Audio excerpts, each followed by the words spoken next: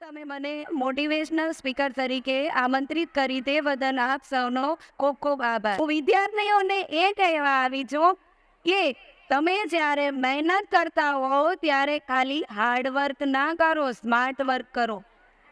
કે મારે લાઈફમાં આ વસ્તુ કરવી છે. તમારા કેટલા પર્સન્ટેજ આવ્યા એ મેટર નથી કરતું. તમે તમારા સ્ટાન્ડર્ડમાં કેટલું ભણ્યા, તમે કેટલું ગણ્યા એ મેટર કરે છે. એટલે હંમેશા એ યાદ રાખો, ઉઠો, જાગો અને ધ્યેય પ્રાપ્તિ સુધી મંડ્યા રહો. સ્વામી વિવેકાનંદના શબ્દો છે. સેલ્ફ મોટિવેટથી પોતાની જાતને મોટિવેટ કરો કે મારે લાઈફમાં આમ કરવું જ છે. માતા પિતાની આજ્ઞા વગર કશો જ લાઈફમાં કરવાનો નહીં.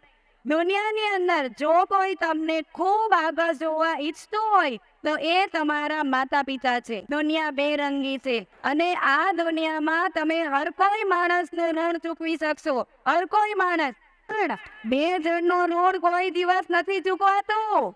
એ છે માતા પિતા, એનો ઋણ નથી ચૂકવાતું. પહેલો છે પિતાનો પરસેવો અને બીજો છે માતાની મમતા. કાર્યો તમે ડોક્ટર એપીજે અબ્દુલ કલામને સાંભળેલા છે. ડોક્ટર એપીજે અબ્દુલ કલામને મળવાની તક મને મળી હતી. ઓપ્શનમાં એમ હતું કે જે લોકોના ક્વેશ્ચન સારા હશે એ લોકો અબ્દુલ કલામ સરને મળશે.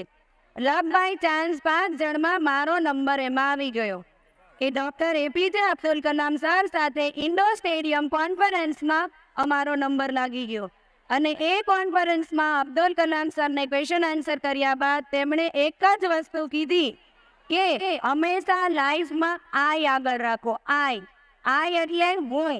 અત્યારે બધા કહે છે અમે રાખો, આપણે રાખો. પરિવારમાં હંમેશા અમે, આપણે એમ જ રાખો, પણ કરિયરમાં એમ અમેથી ના થાય. કરિયર તો આપણે જાતે જ મહેનત કરવી પડે. એટલે કલામ સરના શબ્દો એ હતા કે આઈ કેન ફ્લાય. બધા સ્ટુડન્ટ જે અહીંયા પ્રેઝન્ટ છે એ મારી સાથે બોલશે, I can fly, I can fly, I can fly. બોલો, I can fly. I will dream, I will dream.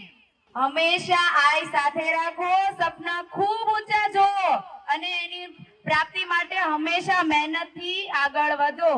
નસીબનો વાંક નહીં કાઢો, ટેલેન્ટનો કકળાટ નહીં કરો.